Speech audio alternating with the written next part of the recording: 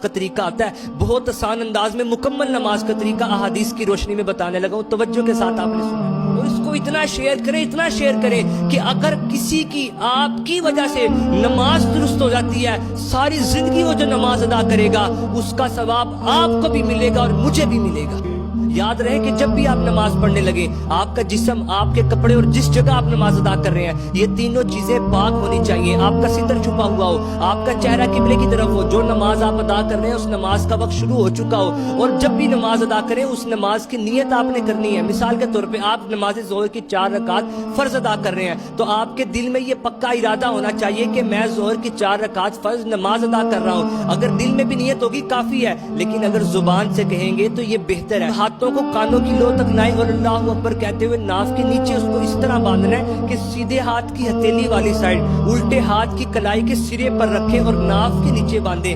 پھر آپ نے ثنا پڑھنی ہے، سبحانک اللہم وبحمدک وتبارک اسمک وتعالی جدک ولا الہ غیرک، اعوذ باللہ من الشیطان الرجیم، بسم اللہ الرحمن الرحیم۔ اب سورہ فاتحہ پڑھنی ہے۔ کئی لوگ غلطیاں کر رہے ہوتے ہیں، توجہ کے ساتھ آپ نے سننا ہے۔ الحمدللہ رب العالمین الرحمن الرحیم مالک یوم الدین ایاک نعبد و ایاک نستعین اہدنا الصراط المستقیم صراط الذین انعمت علیہم غیر المغضوب علیہم ولا الضالین۔ پھر آہستہ آواز میں آمین کہنا ہے۔ پھر بسم اللہ الرحمن الرحیم پڑھ کر قرآن پاک کی کوئی سی 3 آیات یا کوئی چھوٹی سورت پڑھ لیں۔ بسم اللہ الرحمن الرحیم، قل هو اللہ احد اللہ الصمد لم یلد ولم یولد ولم یکن له کفوا احد۔ پھر رکوع میں چلے جائیں اور رکوع میں آپ کے دونوں ہاتھ آپ کے گھٹنوں پر ہونے چاہیے۔ پھر آپ نے 3 مرتبہ یہ تسبیح پڑھنی ہے، سبحان ربی العظیم۔ 3 مرتبہ پڑھنے کے بعد آپ سیدھے کھڑے ہو جائیں اور ہاتھوں کو چھوڑ دیں، اور پھر آپ نے اگر اکیلے نماز پڑھنے ہیں اللہم ربنا ولک الحمد،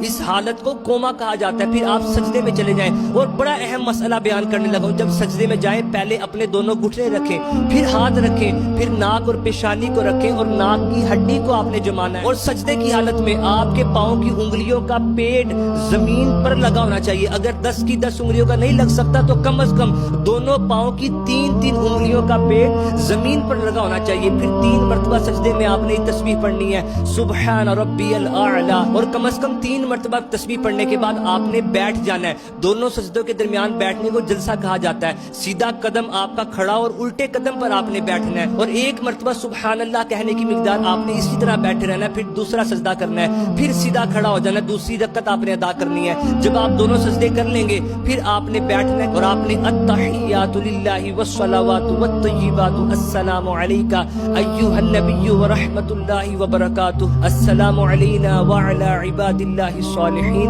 اشہد ان لا، اور جو ہی آپ نے لا پر پہنچنا ہے تو آپ نے انگلی کو اٹھا دینا۔ طریقہ کر کیا ہے، اشہد ان لا الہ الا اللہ، دونوں انگلیاں ہتھیلی کے ساتھ ملی ہو، درمیان والی اور انگوٹھے کو اس طرح ملا لینا ہے، اور کلمے کی انگلی آپ نے اٹھانی ہے، اشہد ان لا الہ الا اللہ۔ پھر آپ نے آگے پڑھنا ہے، اشہد ان لا الہ الا اللہ واشہد ان محمدا عبدہ ورسولہ۔